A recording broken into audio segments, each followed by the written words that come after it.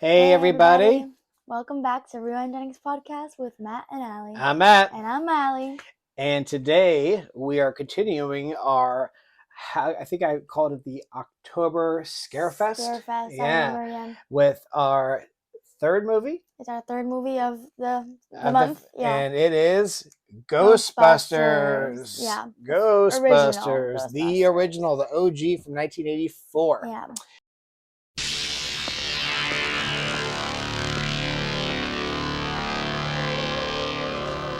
Ghosts. Hello, Ghostbusters. They're real. You do? You have? They're here.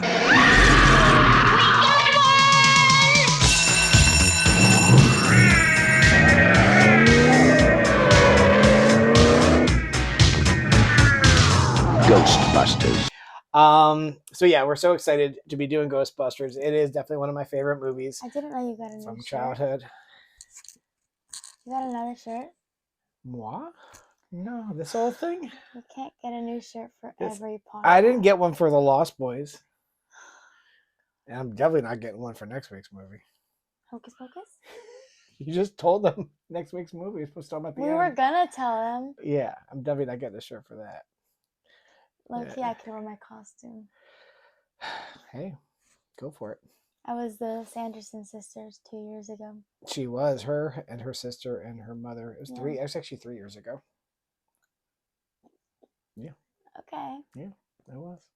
Because I was thinking about it, and I thought, oh, maybe we should flash the picture up of the three of you dressed like the Sanderson sisters when we do the podcast. Yeah. You know? But yeah, I personally have never actually seen Hocus Pocus all the way through. I've only seen little bits and pieces when you guys were watching it. This is so fun. You're going to be finally watching the movie for the first time. Yeah, I am. I don't have a great feeling about it because what I did see, I didn't care for it. I've watched this one before, and I love it.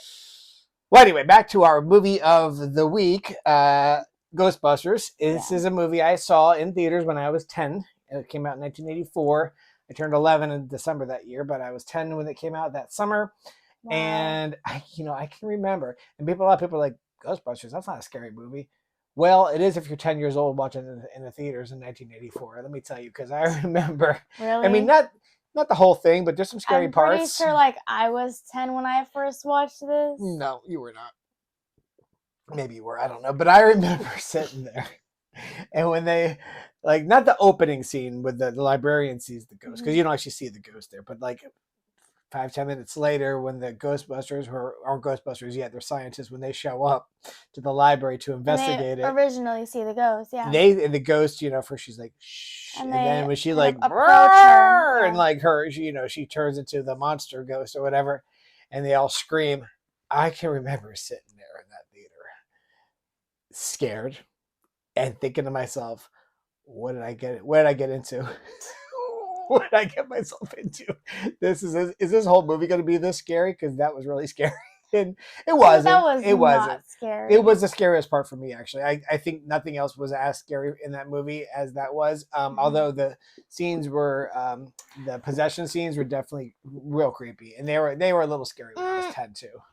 Well, I'll get into what parts I thought were scary. Yeah. But a lot of it, I think, watching it this time was it wasn't scary for me. But this movie to me, and I know there were other horror comedies before this movie, Abbott and Costello Meet the Mummy and stuff like that. But nothing to this, nothing that a blockbuster movie with massive special effects and really nothing in my era had I ever seen anything like that. Yeah. And even in that scary scene where she's possessed, he's cracking joke after joke during the scene, and he's making funny. And so it's funny and scary at the same time. And that was such an odd combo, but it worked because the movie was a huge hit. Yeah. It sparked a franchise. And let's get to our grades. Sure. Want to start that? Yeah. Okay. You go first. Okay. I gave this a B+. I think it's a good movie. I really do.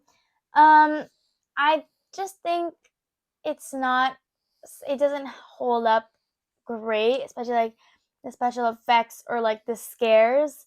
I wouldn't call this movie a scary movie.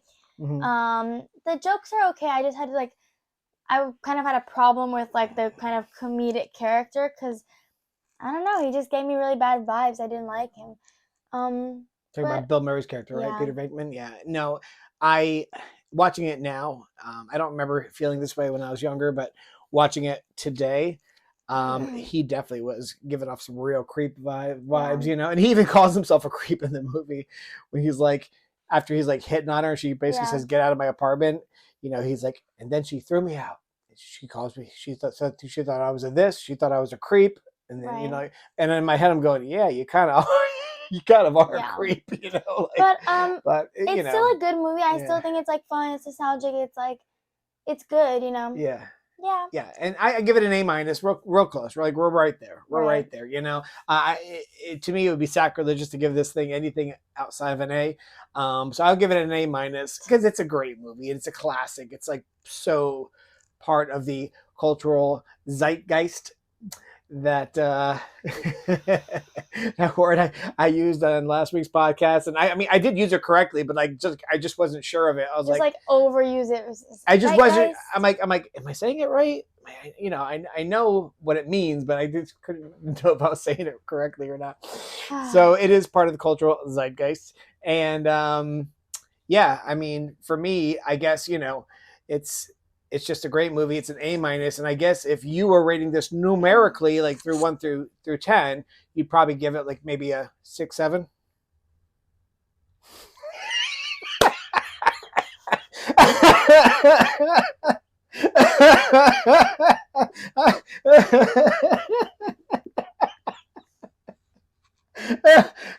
If you didn't get that, then you're probably as old as me or even older. You don't have kids. And you don't have kids.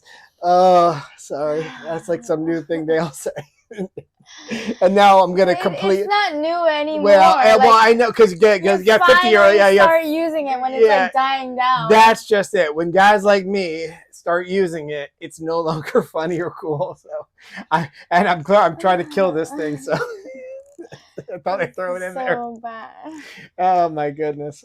You know, I'm going to go ahead and I'm not going to pretend like I'm taking credit for this, but what I did was I asked ChatGPT because, you know, I like to use AI nowadays. I use it to make the thumbnails for our podcast, and I asked it to give me I asked it to give me like you find Ghostbusters on there while I talk, Sure. like a synopsis of each of the main characters and like just to give me like a few sentences about describing each character. And so I'm going to go ahead and read them to you so you're, you know, understanding what these characters are like as we go through the plot of the movie.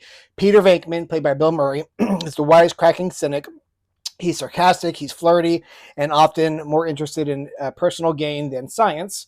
One of his, I just put this in his great lines is, "Back off, man, I'm a scientist." You know, pretty funny.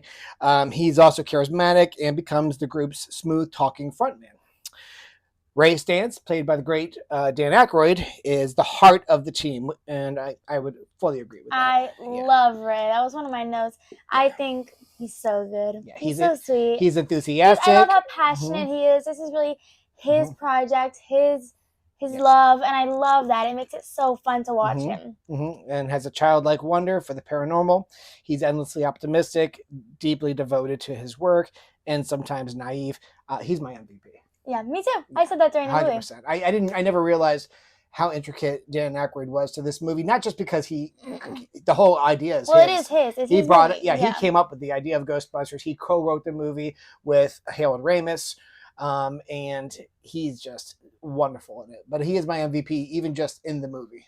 Yeah, he's my MVP. Egon Spengler, played by Harold Ramis, who I just said co-wrote it. Egon was good too. He's great. He's the deadpan, hyper-intelligent, and socially awkward one of the group. I guess if this movie came out these days, we'd probably assume he had Asperger's, you know?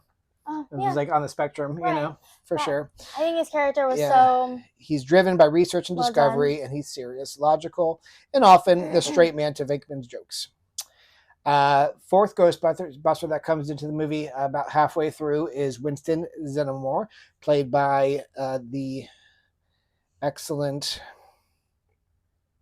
Oh my goodness, I'm having an old man brain fart right there. Who? Oh, Ernie Hudson. Ernie Hudson. Yeah, Ernie Hudson.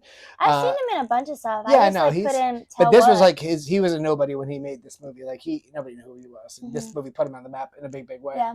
Yeah. And it's in the trivia, but they originally wanted his role to go to Eddie Murphy. Huh. And when it was originally written, like Eddie Murphy came into the movie way, way earlier in the movie. Okay. Because he's Eddie Murphy. But Eddie Murphy turned the role down, wasn't interested. And so when they got Ray Winstone, he, like I said, nobody knew who he was, and they kind of trimmed his role down, and he came in later. Gotcha. Yeah. But I like this character. I wish he had more. Yeah, well, he's the everyman. He's not a scientist. He's a hired employee and offers a grounded, practical perspective. He's relatable, level-headed, and often the voice of reason, and I would agree with that. I love that he's the one who's like, when like towards the like when like all these like they're so busy because there's so many ghosts around. Yeah. Like he's the one who brings up like the Book of Revelations. Yeah. He's like, does this occur to anybody like, else do but you guys me? not that, realize like, that like this is like this is just like the Book of Revelations, Right. the dead are rising, and it's like this might be the end of the world. And you see when he brings it up to Dan Aykroyd's character, he's just like, oh no, like, he might be right. Yeah. And anyway, so you have Janine Melanitz, and she's the secretary. She's snarky, funny. and she's got a sharp Brooklyn accent and wit and attitude, and she has dry humor and also a crush on Egon, which is That so was cute, so right? cute. It's cute. Anyway, I won't get into the rest, but yeah, there you go. I don't know why I'm Right. throwing that away. I have lots of other notes. But whoops. Anyway. So I put the note in there already about the ghost librarian scaring the crap out of me when I was a kid. Listen, I know the special effects for this day and age, 41 years later, were pretty crappy, but for the time they were pretty advanced and pretty good. Alright. That with the exception of the two scenes that you took notice of, the demon dogs. When they're running? when they're running or jumping, It just looks so bad. because it's like straight up stop motion, like they did in the Jason and the Argonaut movies from the 60s and the Clash of the Titans from 1980. It's like even the Rancor in Return of the Jedi is stop motion, but that's done a little bit better than this. But they do use practical effects for the demon dog when it's close up. It's an actual physical Right. thing, and that looks pretty good. No, and the ghosts. And the ghosts most are of good, the right? Ghosts look Yeah. good. The only thing I really had a problem was with like a lot of the movement, special Mhm. effects and stuff. Yeah. Yeah. Also, the ending scene. Mm-hmm. I think we're like, what is it called, on the top of the building with Mhm. like the big purple abyss. Yeah. It didn't look great. Okay. It looked weird, fake. Well, like I said, when you're watching it in 1984, it all looked pretty good because Yeah. we didn't have a lot to go on. There wasn't a lot of great special effects driven movies back then. So for its time, it was very good.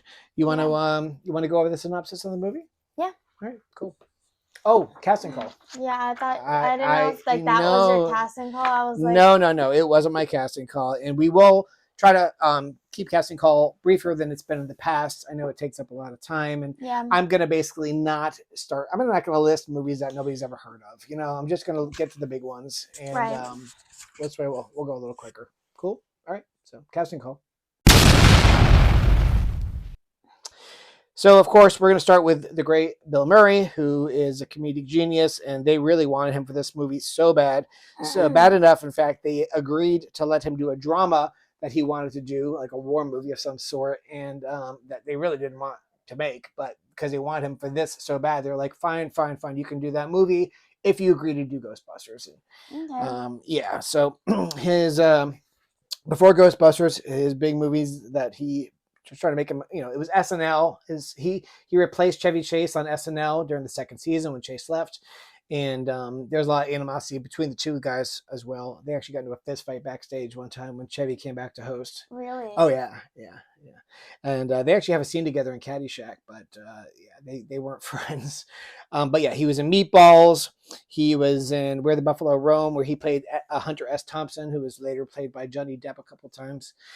Famous writer. Gonzo Reporting. You probably never heard of him, but anyway, Caddyshack, huge movie for him, and Stripes, big comedy hit, and he's great in it. And he's in it with Harold Ramis, who plays Egon. Oh, okay. Yeah, And Tootsie, he's got a small role in that, but he's great. He's Dustin Hoffman's roommate in that.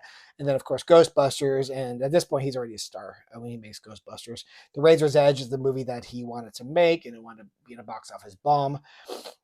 So he's in Scrooge, which we're probably going to get to this Christmas. If not, we'll get to it next Christmas. We shall see. But it's definitely one of my favorite Christmas movies. Ghostbusters 2. What About Bob? Groundhog Day. Huge, huge, huge, unbelievably great movie. You've never seen Groundhog Day, have you? No, I haven't. You need to see it. It's really great. And it's definitely going to be a movie we'll get to. You know what? We should watch it in February. Okay. Because that's when Groundhog Day is. Oh, yeah, I got that. Okay. So anyway, yeah, he's been in a lot of other stuff. He's still working. He's done some more serious stuff. In the 2000s, he did the Royal Tenenbaums, The Lost in Translation, Coffee and Cigarettes. He played the voice of Garfield in Garfield the movie, and he even makes fun of. I don't know. I didn't see it, but he makes fun of it because he has a cameo in the movie Zombieland where he plays himself, and like he's dying in the movie. He's like dying. Okay. And they're like, "Do you have any regrets, Bill Murray?" He's like, "No, my life's been pretty great. No regrets." Well, maybe Garfield. It's pretty funny. Yeah. So he's still working today. He's still cranking out movies. Honestly, yeah, I haven't watched a lot of his movies. I know he's not your generation, and I wouldn't expect you to. I don't even think he's my kind of comedy, really. A lot of people don't like him. A lot of people think he's like too sarcastic, too dry. Yeah. A lot of people think he's like a. I like silly. He's kind of a one-trick pony. Like in everything, he's Bill Murray. I like silly kind of comedy. Or like goofy characters. He's too sarcastic for your taste. He's like witty and like sarcastic, and it just like it's off-putting. I get it. There's a lot of people who do you prefer, Chevy Chase or Bill Murray? I'm not saying he's unfunny. I'm just saying I don't like his kind of comedy. I like them both. I'd say I lean a little more towards. I lean a little more towards Chevy, even though Chevy kind of really his career tanked in the 2000s because he just I don't know, he's got a lot of problems, but. When he was at his peak, I thought his movies were just absolutely fantastic, and he was hilarious in them. So, but hey, it's all subjective, right? So you have Dan Aykroyd, another legend from SNL, he's one of the OGs, one of the original SNL cast. He is phenomenal. Movie-wise, he was in that movie 1941 we've discussed a few times, and then he was in the Blues Brothers. That made him a star with John Belushi, that was his very good friend. They did the Blues Brothers on SNL. They made the movie version, and then the two of them made a movie called Neighbors together. And then Belushi had a very untimely death. Oh, yeah. He was in Dr. Detroit. He was in Trading Places, one of my brother's favorite movies. Maybe one day we'll get to it when you're a little older. It's a little racy for this, in my opinion, for this podcast.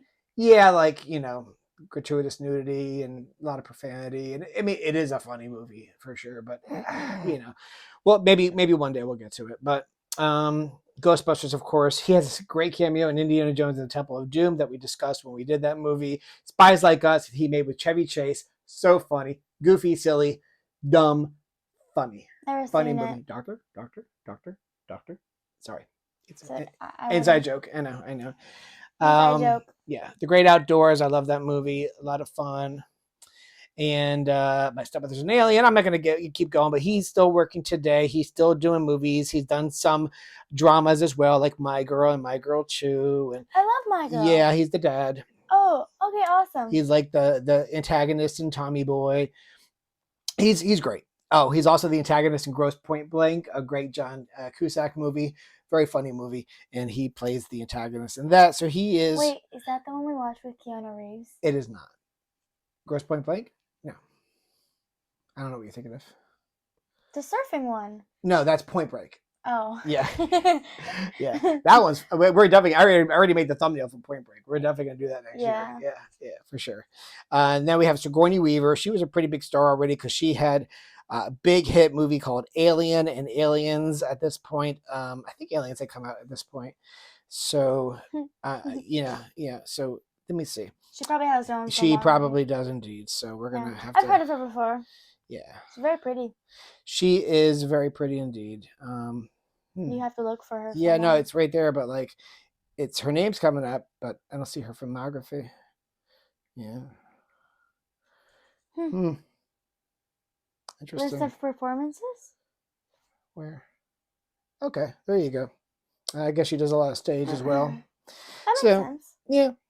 All right. She was in Annie Hall. It's just a small part, but that's a pretty famous movie, Woody Allen flick. Alien. She's amazing as Ellen Ripley. She's a great heroic female heroine. In that Right. movie, she's kicks butt, and then she really kicks butt in I its really sequel, like Aliens. actors, female actors who play those kinds of characters. And she's not like super jacked or anything like that. She's just like is this kind of Smart. everyday woman who just overcomes the crazy adversity and like comes out on top, and she's wonderful in it. She actually did Aliens after Ghostbusters. So she did. You mean Aliens? Yeah, the sequel. Yeah, Okay. Aliens in 1986. Awesome movie. We're gonna get to those next year. I had already made a thumbnail. What's the line that I always Alien. say from Alien? I don't know. The one from South Park. Aliens actually, and Newt says the line. Then mostly come out at night. Mostly. That's it. I always quote that. Yeah, I know, it's funny. Alien 3. She's in Alien Resurrection as well. Galaxy Quest and Heartbreakers. She's still working today. She's always showing up here and there in movies, little parts, big parts. She's great. More recently, she was in the Avatar movies, and she's looks like gonna continue to be in the Avatar movies. She's gonna be in the sequels, Fire and Ash, as well. The Mandalorian. She's also going to be in the Mandalorian and Grogu movie. She wasn't in the TV show. Wait, I didn't even know they were making a movie. You didn't know that? Oh yeah, Wait, yeah. That's why we haven't had a. Yeah. Somebody told me. Yeah. It wasn't you though. Okay. Somebody told me. Well, that's why we haven't had a season 4 yet, because they're saving it for the movie. Oh. Yeah. What's that thing that from that show you watch? It's like 4 seasons in a movie. 6 seasons in a movie. Oh. Community. Yeah. And we're still waiting on the Community movie, guys. Come on, TikTok. Yeah. Wrap it up. Thank you. Okay. Harold Ramis as Egon Spangler, and as I mentioned earlier, he is an actor who was in Stripes with Bill Murray, and he is in quite a few comedies. He was in National Lampoon's Animal House. He's a writer for Animal House. Is he not in it? That's director, writer, producer. Yeah. That's stuff he's in. Oh, okay. Where's the filmography for stuff he is in? Film career. Okay. I guess he's more of a director producer than he is an actor. Yeah, he co-wrote Meatballs. He wrote Caddyshack. I mean, he's more of a writer and director than anything else. But yeah he's a wonderful actor and director and writer. And unfortunately, he did die. We're all very saddened by that. By old age, or yeah, I mean, it was disease. He wasn't like super old, but yeah, for the most part, it was old age. Ghostbusters, Armed and Dangerous, Caddyshack 2. Those are all like writing credits. So Groundhog Day, he has a cameo in it, but he wrote and directed it. And produced it. And that was like his last movie with Bill Murray. That were their last collaboration together. Apparently, Bill Murray, I think we've talked about this, he's got a bit of a reputation for not being the best on set. Kind of hard to work with. They both have that reputation. Oh. Yeah, a couple of divas, these two. But I don't know how Chevy Chase is with his fans, though. Bill Murray also has a reputation for being awesome with his fans. Like regular, everyday people. Like he goes to a lot of ball games. I forget which team he likes, but he goes to their games all the time. He's always like just talking to the fans. This little kid goes, my son's a great fan of yours. So go over there, buy the kid a hot dog and start talking to him. Like he's really good with his fans. There's always stories coming about how cool he is with like just everyday regular people. That, earns him some respect. I think it's very important. For sure. But on the movie sets, he's a bit of a hard to work with, I guess. Yeah. So we hear. And they really clashed on Groundhog Day. And he gave Harold Ramis a really hard time making that film, and they just never worked together after that. They did reconcile when Harold Ramis got sick and was dying. They did get together and reconcile their differences, and so that's nice that they got to do that. Yeah. We're going to keep on going with Rick Moranis. He played Louis Tully, the nerdy neighbor, and he always gets typecast as this nerd character. He does. He debuted in '83 with one of my favorite movies when I was a little kid. It was such a stupid movie. It came out when I was like 9. It's called Strange Brew, and it's based on characters that he played with Dave Dave Thomas. They're both on SCTV.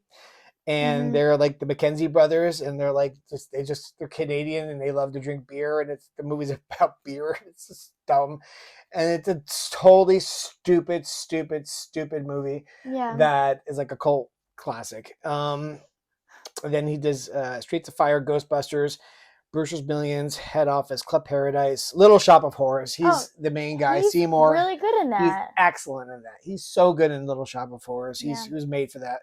And then, of course, one of your favorite movies and mine, Spaceballs. He is Darth Helmet. That is a fantastic movie. Yeah. I really like that he doesn't play a nerd in that. Yeah. I think his like other kind of acting gets to shine. You know, he's like so funny. Yeah. So funny. Yeah, he's good. Ghostbusters 2, Honey, I Shrunk the Kids, the whole franchise. I love that. Yeah, he banked on that. Yeah. I love this movie. My Blue. Oh, he was in Parenthood. A good movie with Steve Martin is the star of it, but he co-stars in My Blue Heaven as Steve Martin and Rick Moranis again together, and they are so good in that movie. It's so much fun. I love that movie. It's so great. Steve Martin is like a mobster who goes into the witness protection program, and Rick Moranis is his FBI guy who is assigned to him. Yeah, and it's hysterical. I love it so much. Anyway, yeah. So I'm gonna, he was Barney Rubble in the Flintstone live action movie, and he really after 19 so he did the voice. I know. I didn't know he's that. coming back for 2027 Spaceballs 2. That's incredible. Yeah. So the last live action thing he did, I think, was like Honey, We Shrunk Ourselves at direct to video in 97. Then he was the voice for a couple of flicks in 2001 and 2003. And then 2006, the sequel to Brother Bear. Brother Bear is one of my favorite movies. Never saw it myself. But so uncultured. He retired from acting, and I believe it's because his wife died and they had kids. And he basically said, I'm quitting acting to raise my kids. Wow, that's very sad. Sad and noble, and noble though. Just amazing. Full-time single father. Yeah. Wow. So his wife Belsky died of cancer in February 1991. Moranis then slowly left public life to become a full-time single father. Wow. Yeah. Good for him. Good for him. What a strong man. That shows a lot of character, doesn't it? So Annie Potts will just really quickly touch on her. She played the secretary. She is the grandma from Young Sheldon. I didn't know that. I love Mima. I never saw the show, but she is pretty much known for Ghostbusters, Pretty in Pink, Jumpin' Jack Flash, Who's Harry Crumb, Ghostbusters 2, and Ghostbusters Afterlife, and Frozen Empire. She's also Bo Peep in the Toy Story franchise, and she was on the sitcom Designing Women. She was one of the main people on that. So yeah, that's there you go, Young Sheldon. She's the Mima. The Mima. There you go. William Atherson was Walter Peck. He is the villain of this, or the antagonist at the very least. I don't know if villain is the right word. Yeah. He's a jerk. He plays a jerk all the time. He's a jerk in the Die Hard movie where he's like the reporter who getting in everyone's business. He's just really good at that role. He's been working since 1972, but really I haven't seen him in anything except for Ghostbusters from '84, and then in '85 he's in Real Genius, playing once again a jerk. Then Die Hard and Die Hard 2. Some people are really good at that. Yeah. The Pelican Brief and Biodome. He's a jerk in that, and that's a bunch of other smaller things, but. Yeah, he's definitely good at that. He's typecast as a jerk. Oh, he's just in Ghostbusters Frozen Empire in 2024. He plays Mayor Walter Peck. I forgot that. Yeah, I saw that in the theaters. It's okay. Finally, Ernie Hudson, and who we mentioned earlier. He's at the end. Because he didn't have a big role. I mean, he's one of the 4 Ghostbusters, and in the sequel he has a much bigger role, and in the cartoon he's like equal with the other 3. Because there's the 4 of them, but he didn't have a big role in this, and poor guy. He was a nobody. It's so sad. But after Ghostbusters, he was in Leviathan. He's not a scientist. He's barely in the movie. Yeah, he's. You think that's racist? we were literally talking about this. Even in the female version, the black girl is also not a scientist. Yeah, come on, guys. You can do Why? better. Why? That movie was not great anyway. I forgot about it. Yeah, it's pretty forgettable. And you know what's so terrible though? The movie isn't great. It's just not a good movie. But like the actors are really good. All four of those ladies in their own right are hilarious. Yeah. Like I love Melissa McCarthy. I think she's great. I love Kristen Wiig. I think she's great.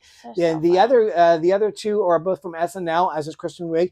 They're I'm trying to think of their names, but they're all very, very funny. People, yeah. And like, and it's just script just sucks. Yeah, you can't. And the director was good. He did a lot of other Kristen Wiig movies. I think he did Bridesmaids. But yeah, for sure. So anyway, Ernie Hudson, he's in. He was the hand that rocks the cradle. I think he plays like a mentally challenged person in that, who's like a handyman. He was in The Crow. I remember that. Is in Airheads, The Basketball Diaries. He's really good in that. He gets Leonardo DiCaprio's character sober. He makes him he's in Miss dry out. Congeniality. He's in Congo, Miss Congeniality, and the Ron Clark Story. Yeah, that's about it. Yeah, he did some television as well, but not a huge filmography. He had his moment in the sun and was definitely put on the map because of Ghostbusters. He's a decent actor, but he's definitely not a movie star like the rest of them. So yeah, there you go. It's okay. Yeah. Not everyone has to be a star. So that's our casting call, and we will definitely start going over the film. Yeah. You want to just start reading? I'll just start off. Yeah, cool. So, after Columbia University parapsychology professors Peter Venkman, Ray Stantz, and Egon Spengler experienced their first encounter with a ghost at the New York Public Library, the university dean dismisses the credibility of their paranormal-focused research and fires them. So, I think that the opening scene was okay. I think the acting was a little bit, like, over-dramatized. I think it was just, like kind of like a stage acting or, like, cartoon acting rather than, like, film, you know. It just felt very childish. Yeah, like especially like the scream and like the hands up and shaking. It just felt like. So you didn't like the actress played the librarian then? No, I also didn't like. I wrote this down. I was like, what a bad portrayal of like men's knowledge on the menstrual cycle. Like when they're asking her like, oh, do you have any like history of like schizophrenia in your family? How are you feeling, ma'am? Whatever. And they're like, are you on your period? Like. What does that have to do with anything? Why would she be seeing ghosts if she was on her period? Like, it's just like... Well, that just adds to the creep factor. You guys are professionals. Well, it was Peter Venkman that said it. And of course, like I said, he's a creep in this. Professors. Sorry, you have, doctorate degrees and everything. And you're like... Yeah. You don't know about the women's menstrual cycle and, like, how it affects a woman. Like, what a terrible, and, you know, I have to say, like, when the dean is, like, chewing him out. Part of me is kind of like agreeing with the team in a lot of the ways, because like I said, I wouldn't like Peter Venkman if he was working on my staff either as a professor and a scientist. Like he's a creep and he is like a slacker, and the other two guys are good. I probably would have kept them on staff, but Venkman I probably would have got rid of too. Like it's amazing how our perspectives change as we get older. Why like Ray and Egon got booted.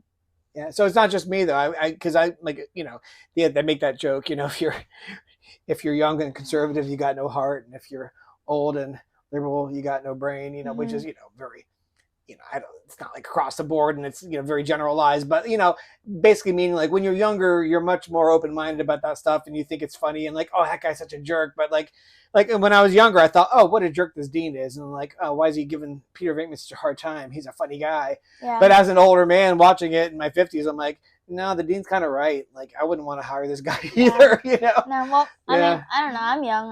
I don't like. And that's why I was like happily surprised that you found.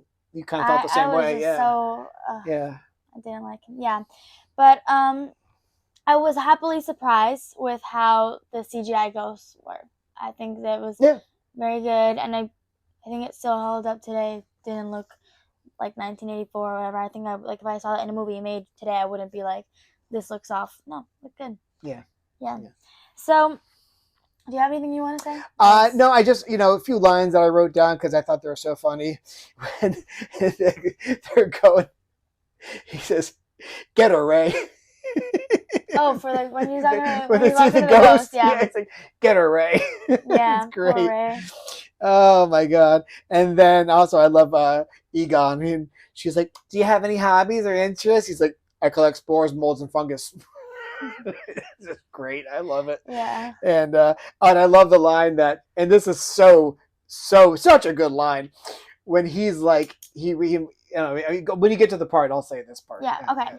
So the trio responds by establishing the Ghostbusters, a paranormal investigation and elimination service operating out of a diffused firehouse. Did I keep reading, or is that what? Yeah, no, keep going. And just on that note, we do talk about the firehouse that they use, and just a big shout out to my boy Mark Rossi, who's a fire captain over in Fort Lauderdale and a good friend of mine. And he's part of my my Bible study group. And he's a great guy. A great dude, man. Yeah. Such a great guy. He's a cool guy. Yeah, class act and a real life hero. Yeah. So, thank you for all you do, brother, and all you guys who are all you first responders who, as an ER nurse, I get to know really, really well, and all you cops have a lot of respect police officers who put their lives on the line every single day for us.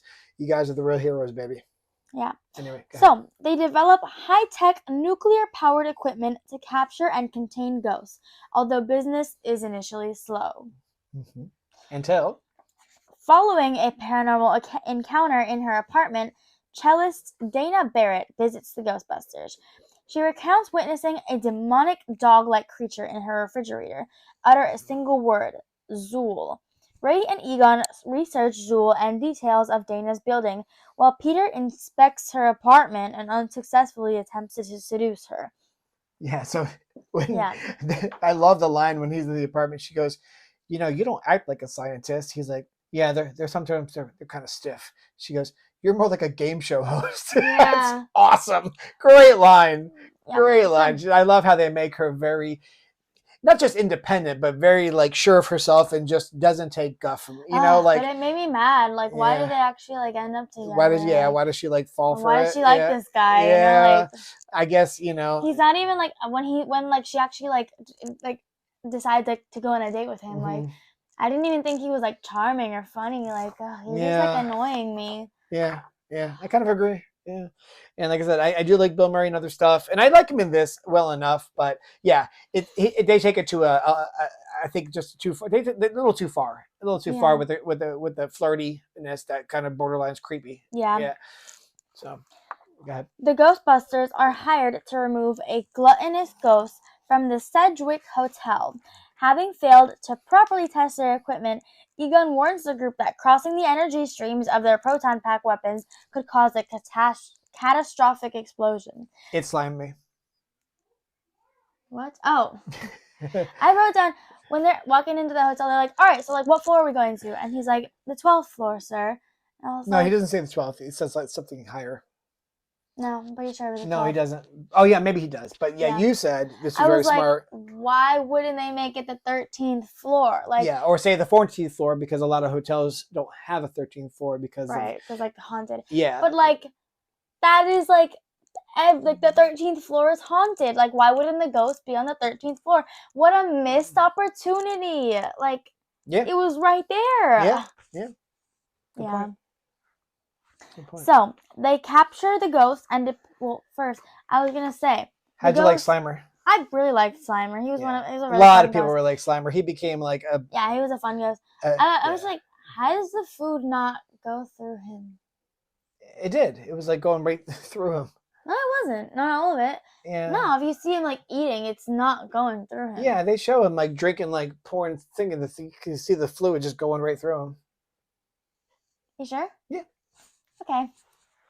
Yeah. So Slimer is designed to look a little bit like John Belushi. Who was originally supposed to play Peter Venkman. I think he actually would have been better than Bill Murray as Peter Venkman. Just as sarcastic, but maybe not quite as creepy. Yeah. So they capture the ghost and deposit it into an ecto-containment unit under the firehouse. Yeah. Hold on. We have is it a ghost? No, it's a little sister. Hi. That was my daughter Eva. Allie's little sister. They just got home, and so of course she's. She has to come. That's okay. That's okay. You don't have to cut that out. Just that's life, man. That's just how we roll. Sometimes little sisters come walking in while you're filming a podcast, man. Sorry. Why are you talking like I that? don't know, because I'm stupid. Sorry, go ahead. It's not random. What? More? You know, I remember you made a line, you're like, sorry, Dad, but you're not cool anymore. To which I replied, let me tell you a little secret, honey. I was never cool. I was never cool, even when I was I've heard this a your million age. Yeah, it's like, times. yeah, sorry, never cool. So I was like, why change now? I was like 7 when I said that. But... Why change now, right? But I make myself laugh. You'll always be cool in my. I make myself laugh all the time. I'm the funniest person I know. You too? Okay. Go ahead. Sometimes I'll be talking and I'll just remind myself of you, and I'm like, dang it, I sound just like him. Yeah. I know. I do that too. Sometimes I act like my father, and it makes me just go, oh, God. Yeah. Yeah. Supernatural activity rapidly increases across the city, and the Ghostbusters become famous. That's a great montage, by the way. Yeah, and there's a nice little cameos from both Larry King, the famous interviewer, and Casey Kasem, the famous DJ. And, DJ? Yeah, like a disc jockey on the radio. I know what a DJ is. Oh, okay, yeah. He was the guy who was like on the radio going, and the Ghostbusters fought some pesky poltergeist and blah, blah, blah, blah, blah, blah. Yeah, and then now back to the top 40. Oh. That was Casey Kasem. That was a good impression. Thank you. Yeah, I wasn't practicing that, but everyone can do Casey Kasem. That's like one of those ones where like I didn't even practice that. Like, I was like, well, it was natural. It's all natural. Now Casey Kasem's an easy one. Like everyone can do that one. Yeah. So go ahead. Everybody knows how to do Casey Kasem. Yeah. Oh. So they hire a 4th member, Winston Zeddemore, to cope with the growing demand.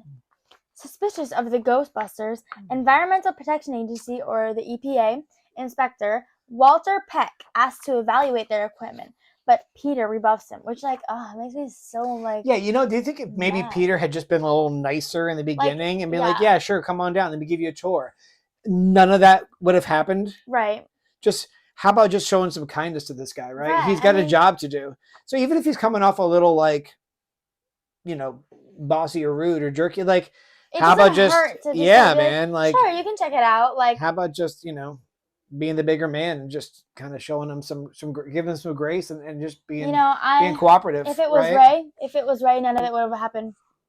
Bingo! I was thinking the same thing. If it was Ray he had run into, Ray would have been like, "Sure, come on down and let me tell you about this." Right, exactly. Yeah, and but no, it was Venkman who had to be a jerk.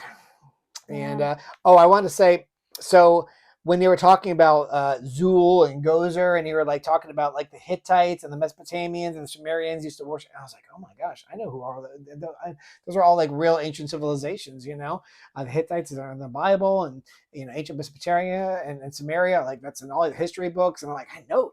I'm like, so were these actual demons like mentioned in like any kind of like ancient text? And they were not. So they kind of just basically. Did you really look that up? Yeah, because I was like, I wonder if these are like actually like like in the Bible you have like real demons like Baal and Moloch and You're such a nerd. And I'm like, well, maybe like I missed Gozer or Zool, but no, they're made up. They're made up by Aykroyd, and but he wanted to like combine it with real actual civilizations that existed to give it some like credibility. Mm-hmm. Yeah. Do you know who created the alphabet? Wait, the like original alphabet? Yeah. No. Because I know. I'm going to guess the Mesopotamians? Nope. Sumerians? The Phoenicians? Yes. Is that why they say phonetic alphabet? Yeah. Oh. Well, I learned the phonetic alphabet in the Army, and I memorized it, and I still know it to this day, 30-some odd years later. Alpha, Bravo, Charlie, Delta. We don't have to. Echo, Foxtrot. Sorry. Okay, yeah, all the way down. I forgot all my general orders, but I remember the alphabet. Yeah. I think the first one's like I will not leave my post until. You remember the important stuff. Yeah. And I remember all my terrain, like because I remember I made a I don't know I don't know what the term is, but like I made a like no, I'm gonna say anagram, but I don't think it's anagram. It's something else. I'm not that smart, but basically, uh, hill Hill Valley. Oh yeah, wait, hold on. Hill Valley Ranch dressing, Hidden Valley Ranch dressing. Hidden Valley Ranch dressing. Yeah, Hidden Valley Ranch dressing. So Hill, Valley, Ridge, Depression. And salad dressing, saddle. Oh. Yeah. Anyway. All right. Go ahead. Sorry. No, it's okay. I enjoy your little moments. Right. Oh, I will say the movie had a $25 to $30 million budget, which was a lot of money back then, and it made $370 million. It's got a 95% critics rating and an 88% audience score. I'm surprised that the critics is more than the audience. Yeah, I am too. Yeah. Okay. Egon warns that the containment unit is nearing capacity and supernatural energy is surging across the city. Peter meets with Dana and informs her that Zool was a demigod worshipped as a servant to Gozer the Gozerian, a shape-shifting god of destruction. Upon returning home, Dana is possessed by Zool. And I do think that this part was slightly scary when the hands come out of the pouch and grab her. That was pretty good. And to the character Peter Venkman's credit, he's not such a creep that he takes advantage of the situation. Like, because he's trying to have sex with him, right. But he's clearly sees she's possessed, and I love it's this part's very scary and very funny at the same time because he has a lot of good lines in this. Scary. But he's a lot of good lines. She goes, "I want you inside of me," and he's talking to Joseph. He goes, "Go ahead." He goes, no. It sounds like you got at least 2 people inside there already. It's a good line. Mm-hmm. And then she says, "There is no Dana, only Zool." And he says, "What a lovely singing voice you must have." So it's like it's combining humor with the horror. It's a good blend. It's a nice mix and it works. And maybe it doesn't work in everything, but it works in this movie. Yeah. Her neighbor Louis Tully is also is possessed by a similar entity. Peter arrives and finds the possessed Dana/Zool, claiming to be the gatekeeper. Louis is brought to Egon by police officers and claims that he is Vince Clortho, the keymaster. The Ghostbusters agree that they must keep the pair separated. Then the next morning, Peck returns with law enforcement and city workers to have the Ghostbusters arrested and their containment unit deactivated, causing an explosion that releases the captured ghosts. So now New York City is completely full of ghosts. Yeah. And it really is, it's kind of fun. I like this scene where it's just like you see ghosts all over New York City and I love, and I just Rick Moranis is great in this, in the small role that he has, and when he's possessed, I mean, he says this line so it's so natural the way it comes out of him, but it's so talking about random. He goes, "Many slugs and zills knew what it was to be roasted in the depths of the floor that day, I can tell you." And like the way he delivers a line is like he's saying it like it's so of course, duh, exactly. But it's just so crazy. It's, I don't know. I liked it a lot. It made me laugh. And I'm like, I have to write that down. That was really funny. Yeah, I don't remember that much. Yeah. He's got the thing on his head and and then, so yeah, all the ghosts are over New York. That was a really cool part. Great special effects, practical and otherwise. And I just say I love Rick Moranis when he's in this. And I just wrote down this one line when he was possessed as the keymaster, and he says, he says to them, he's telling the story about the history of Zool, and he's like, "Many slugs and Zools knew what it was like to be roasted in the depths of the floor that day, I can tell you." And it's just so random, random, but so funny. He's so good at it. Yeah, and he's a really, really funny job at when he's possessed. Yeah, and I love Ray and Winston's deep conversation, like I mentioned earlier, about Revelation and what's been going on. And then I also really loved it because you never see Egon get emotional at all. He's so serious through the whole movie, but when he finds when he and he realizes what Walter Peck did by shutting down the containment system and letting all the ghosts out. And then Walter Peck has the audacity to blame the Ghostbusters for what's going on. He's and he goes, "Your mother!" And he like tries to attack him. And it's like, whoa, go Egon. Yeah. Like I love to see that. You know? I agree. I really like kind of changing character. Yeah. In his like high kind of pressure moment. You know? He's like, oh yeah. He's so mad. It's great. Yeah. The next morning, Peck returns. Oh, so I talked about this. He arrives with law enforcement and city workers to have Ghostbusters arrested and their containment unit deactivated, causing an explosion that releases the captured ghosts. And I mean, really, like, what did you think was gonna happen? Genuinely, like, what an idiot! Yeah, like, for sure. These are professors, and like, they're scientists. You know, these ghosts are real. Like, you've seen. I don't know that he knows that, but still. Like, I don't know. Well, he says that they're like scam artists or whatever, but like. Yeah. So then they have a meeting with the mayor, right? So Louis/Vince escapes in the confusion, and he makes his way to Dana. Yeah. /Zool. And they consummate on the rooftop. So then Ray, Egon, and Peter are in jail, and Ray and Egon reveal that Ivo Shandor, leader of a Gozer-worshipping cult in the early 20th century, designed Dana's building to function as an antenna, to attract and concentrate spiritual energy, to summon Gozer and bring about the apocalypse. They have an actual actor play that character in Ghostbusters Afterlife. Do they? Yeah, it's the guy from... He does the insurance commercials, bum, and he was in that... Jake from State Farm? No, the older gentleman. He won an Oscar. He won the Oscar for Best Actor or Best Supporting Actor in the movie with the kid playing the drums. Love Actually. No, just recently. Oh man, it's gonna bug the heck out of me now. The kid playing the drums is he plays.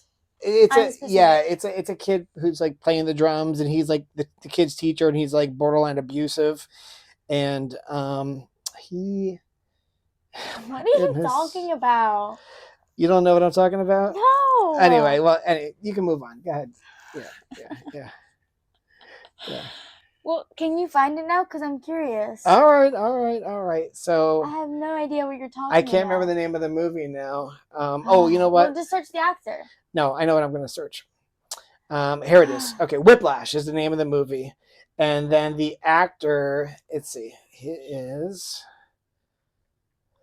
I've never heard of this film. Okay, and the actor is J.K. Simmons. And you know who he is. Look at him. You haven't seen him before? He's in like a million things, but he's not like a... Anyway, he plays this crazy madman who designed the building in Ghostbusters Afterlife. Okay. And the person who plays Zool, who like looks like a combination between Grace Jones and David Bowie. I don't know the actress's name. I don't know. I didn't like the costume that much. But that was originally going to be Paul Rubens, who you would know as Pee Wee Herman. Oh, yeah. I love Pee Wee's Big Adventure. Some more rando facts.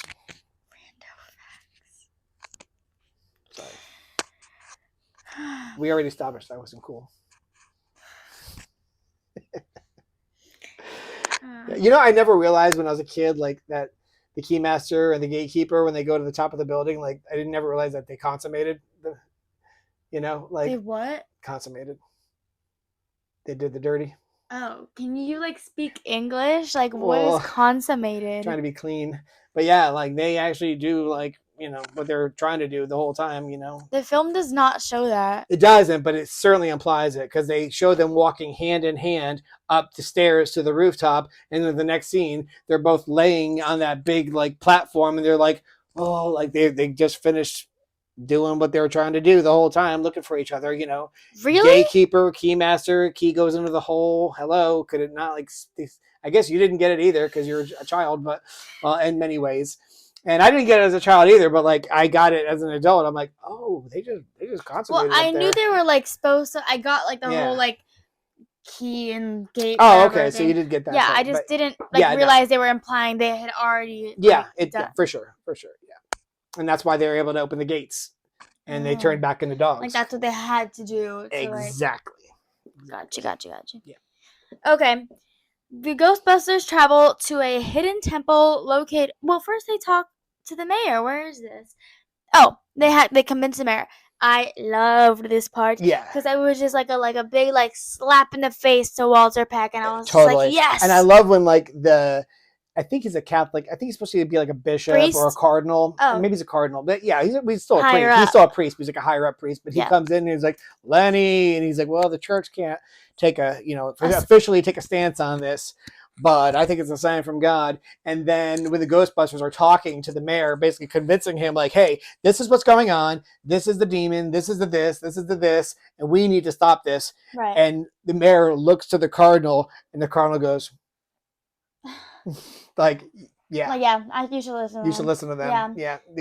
Go with these And guys. I just love Walter Peck. He goes like, you're not seriously considering listening to these people. And he just goes like, get this guy out of my office. And I was just like, ah. Yes. I don't know. I kind of always like it when they have like regular everyday civilians like the Ghostbusters fighting the dark forces of evil. Like, I love the movie Constantine with Keanu Reeves. You ever see that? Mm-mm. He's like this guy who goes around like doing exorcisms and like fighting demons. Okay. And like, but he's not a priest. He's just like a regular guy who's like flawed and just as broken as everyone. And that the priests aren't broken. We're all broken. We're all human. But yeah, I love just like the everyday man who's just fighting the forces of darkness. Yeah, it's so cool. I like that. So I like how the Ghostbusters, there's these regular guys. They have flaws. They have character flaws, but they in the end though, they're fighting evil. They're fighting. They're the heroes. Yeah, they're the heroes. Yeah, so it's great. Yeah, it's fun. The Ghostbusters travel to a hidden temple located on the top of the building as Dana/Zool and Lewis open the gate between the dimensions and transform into demonic dogs. Gozer appears as a woman and attacks the Ghostbusters, then disappears when they attempt to retaliate, with its disembodied voice demanding the Ghostbusters choose the form of the destructor. And I love this part. I think it's so cute and funny where they're just like, guys, think of the most basic thing. And they're like, did anyone think of anything? And they're like, you have chosen. They're like, what? And then you just see Ray is like in a panic and he's like, sorry guys. And it's just the funniest thing. I messed up earlier. When they were at the library, Ray actually goes, I got her! And like he goes after her. And it's in this part where Bill Murray goes, I think because Ray had said, I got her, and he goes after the goat, and of course they all run away. Yeah. Because he had done that, I think that's why when they're up, face to face with Gozer, Bill Murray goes, go get her, Ray. Yeah. It's great. And then of course she's like, are you a god? And Ray's like, no. And then Winston is like, funny. If somebody asks if you're a god, you say yes. It's great. Good line. Yeah. For sure. And it's so funny when you just like, he's like, sorry guys, and then you just see this gigantic, the Stay Puffed Marshmallow Man, which is like wonderful. The silliest thing it could be, but it's so like, it's huge, and you see like all these like citizens of New York like running away. And I made this comment. I was like. It's so ridiculous. So stupid. They're like, they see this like attack happening at the top of this building, and they're just standing there watching. Even after the floor collapses in. Yeah. And like, when like they first get there, like this power is so evil. Like the earth is cracking, and like the streets are coming up, and the earth literally swallows the Ghostbusters, and they climb out. People are just watching, and people are still like, let's get some popcorn and watch the show. Let's stay here. Yeah. I wonder what'll happen. And like then like you're like surprised in this like huge monster show. Yeah. Yeah. Yeah. This like event of biblical proportions is happening, and they're just like, let's stick around and see what happens. Yeah. Yeah. So against his earlier advice, Egon instructs the team to cross their proton energy streams at the dimensional gate. The resulting explosion destroys Gozer's avatar, banishing it back to its dimension, and closes the gateway. The Ghostbusters then rescue Dana and Lewis from the wreckage and are welcomed on the street as heroes. Yay, woohoo! I love another Rick Moranis gem when he's not possessed anymore and they first get him out of the statue. Yeah. And he's looking around at the rooftop. He goes, boy, the superintendent's gonna be pissed. It's a It's great just line. such a Lewis line to say. It's right after like. And then when he's like, he looks at the ghost, he's like, "Who are you guys?" And you're like, "We're the Ghostbusters."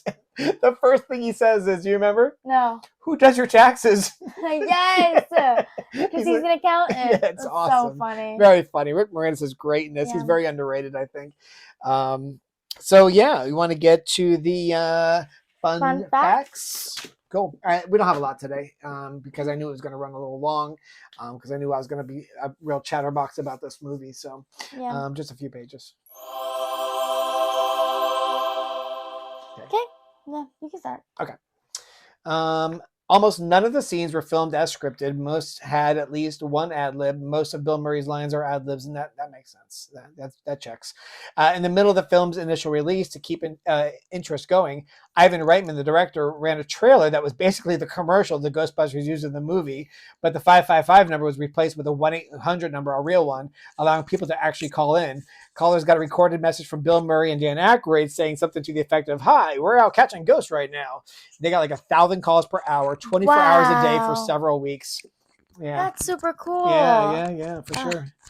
Go ahead. I love calling like phone numbers from movies and shows. I love. Yeah, they did that with Snakes on a Plane too, the Samuel L. Jackson movie. Yeah, it's pretty I've never funny. seen that movie. Yeah, like you call him like there's Sam Jackson on the phone. That's cool. It's pretty cool. Yeah. When Venkman mentions the time Spengler tried to drill a hole in his head, Spengler's response is, "That would have worked if you hadn't stopped me." Love it. Was actually ad-libbed. Perfect. Great line. It's so funny. That would have worked if you hadn't stopped me. It's good. The character of Winston was meant to have joined the team much earlier and would have been signed at the hotel. When Eddie Murphy declined the role, the script was rewritten to have Winston appear about halfway through the film. Yeah, agreed. Harold Ramis only intended to write the film. He decided to play Dr. Egon Spengler after he felt he was the best person suited for the role, which I agree. He was great. He was super good. I loved his character. For sure. I really like the balance of like, it's like fun-loving, super like optimistic guy and like this like serious stuff. And like the sarcastic kind of like blunt one, whatever. And I'll be honest with you, like, I know this is Bill Murray's movie and he is the big star of it. And he was the one that are like just so depending on making it. But my MVP, as we both agreed, was Dan Aykroyd. And if I had a runner up, I would say Egon. And then Lewis. Yeah. And then Lewis. Yeah. Like I said, Bill Murray is like 4th or 5th down the list. Like he's good, but he's not great. The other guys are better. Definitely. I like him. Yeah. Yeah. I know my brother's gonna give me crap about that one. He's a big Bill Murray fan. And don't get me wrong, in certain movies he is great. Like Groundhog Day, he's wonderful. He's so good in that because he's got a great transformation in that. He starts out like a real jerk, but like he does transform. Have a character arc. Yeah, he's got a big arc in that. That's good. Yeah. This one is not. And that's what I like. Not so much I've of an talked arc. about that during Indiana Jones. I'm talking about. Yeah. I really hate. Like stiff character, like not stiff like Egon, but like characters who are the same throughout the whole movie. Yeah, Quentin Tarantino. You know who that is? Of course. Okay, so he was talking about like Bill Murray or Chevy Chase, and he was like, I kind of prefer Chevy Chase because in all Bill Murray's movies, like he has this arc. Like he starts out a real jerk, but then like by the end of it, he's like a better man. But in Chevy Chase's movies, like he's just kind of a jerk through the whole thing. Like he's just kind of like he doesn't really change. He just is who he is, and like he kind of prefers that. I guess, like I said, it's all subjective, and I like them both. I think they're both good. But like I said, in this movie, I didn't remember how much Bill Murray was and kind the of fact that a creep. A lot of his lines were ad-libbed kind of gives me like a like that wasn't even in the script kind of thing. Like maybe is this the way you went with the character? I don't know. I don't know either. Just a thought. Yeah. Okay. Yeah. Okay. Where are we at? Sigourney Weaver. Okay. Sigourney Weaver recalled, I once had a fire in my apartment after the movie, and the firemen came to put it out. One of them opened up my refrigerator and said, "Whoa, you better call the Ghostbusters." Yeah. Harvey Comics, the creator of Casper, sued the producers, claiming that the ghost in the logo was too close to the Casper character, Fatso. The court ruled against them, stating there were only so many ways to draw a ghost. Yeah, back off, Casper. Yeah, back off, Casper. I already mentioned this, that Slimer was an homage to John Belushi, who was originally going to play Bill Murray's character. Yeah. So according to an interview with Mix Magazine, Ray Parker Jr. tried to create a song for the movie in 2 days. And at 4:30 a.m., he saw a commercial for a drain company that reminded him of a scene from the film. That commercial helped him coin the popular line, "Who you gonna call?" It's not in here, but I actually happen to know that a song that came out right before "Who You Gonna Call," Ghostbusters, whatever, was by Huey Lewis and the News. "I Want a New Drug." And they actually asked Huey Lewis and the News to do the soundtrack for this movie. They declined, and coincidentally, the beat to Ghostbusters is very, very similar to "I Want a New Drug" by Huey Lewis and the News, and so much so that Huey Lewis sued Ray Parker Jr., and they settled out of court, but basically, like, in so many words, he won. Who won? Huey Lewis. Like, it didn't go to trial, but the fact that they settled out of court was kind of like basically saying, like, yeah, you're right. You know, it is the same beat. And so, like, they like, and like, it was like they weren't allowed to disclose, like, who, you know. Yeah. And I think Ray Parker wound up suing Huey Lewis later on because Lewis actually did, like, open his mouth and talk about it and broke the clause.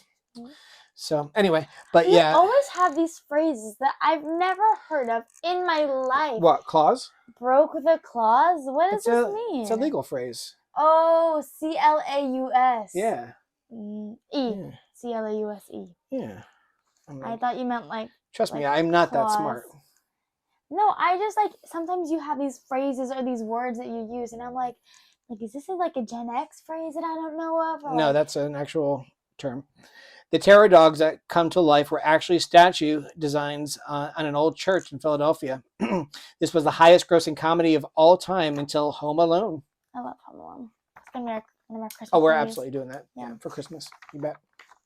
Exterior scenes of the Ghostbusters headquarters were filmed at the Hook and Ladder, number 8 firehouse in Tribeca section of the New York City. Inside the firehouse are a Ghostbusters sign and photos taken with the cast and crew, which is so cool. Yeah, for sure. The Stay Puft Marshmallow Man suits cost approximately $20,000 each, and 3 were made. They were all destroyed during filming. I wonder why. I just heard Duke barking at the vacuum as he's always does. As he wants to do. His arch nemesis, the vacuum. I wonder if that's going to get picked up on the podcast. I don't know.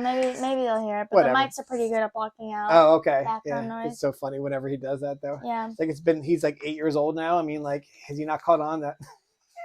Right. I mean, seriously. All right, go ahead. As a part of Sigourney Weaver's audition for her part, she got up on a couch and auditioned as a dog. So weird. Okay. Ivan Reitman knew then she had to be in the film. I would have thought at this stage in her career, she wouldn't have even had to audition. They would just offer her the part. I'm pretty sure actors always have to audition, even if they want them for the film. No, they don't. Like, you want Brad Pitt in your movie, you're just going to send him the script and say, please, please, please do my movie. Or Tom Cruise or any one of these guys. But anyway, maybe she wasn't that big yet. She had to audition. So anyway, the movie's line, "Dogs and cats living together, mass hysteria," was voted as the number 68 of the 100 greatest movie lines by Premiere in 2007. We got to wrap it. Yeah. That was like your top 100? Yeah, I agree. Let's wrap it up. A couple more and we'll call it quits. Okay. The role of Dr. Peter Venkman was originally written for John Belushi. Harold Ramis made a choice to never smile as Egon, although he does smile in the sequel. And then one last one. Gozer was also a name related to a documented haunting in England. The name Gozer appeared mysteriously throughout the Enfield poltergeist house, written on walls and other things. Oh my. Okay. Interesting. You know what? I also wanted to do this one. The jail scene from the film was filmed in a prison, reported to be haunted, and the dailies had scratches all over with no apparent physical cause. Ivan Reitman was concerned about returning there, and the crew was very relieved to find enough footage to complete the scene without returning. Yikes, that's spooky, right? Yeah. I don't think we're going to get to it this Halloween, but maybe next Halloween we'll do the movie Poltergeist, which is actually a very scary movie, but it's PG, not even PG-13. Well, did PG-13 exist? It did not. Okay. But it's a Spielberg movie. Like, he produced it. And I think he might have wrote it too. He didn't direct it, but he definitely produced it. And because Spielberg got away with that kind of stuff, they gave a lot of his movies PGs that they might have otherwise given an R rating. So yeah, we'll get to that next year, I think. Okay. So yeah, that's it for Ghostbusters. And I think you already We already gave us, revealed. Yeah, Hocus Pocus is our next movie. movie. Don't count on me giving it a great grade. Sorry. Okay. Well, you know what? Let's keep an open mind. I'm gonna sit. I was just gonna say I'm gonna sit through it with an open mind, and we'll see. Yeah. Okay. So that's another edition of Rewind Gen X podcast with Matt and Allie. I'm Matt. And I'm Allie. God bless.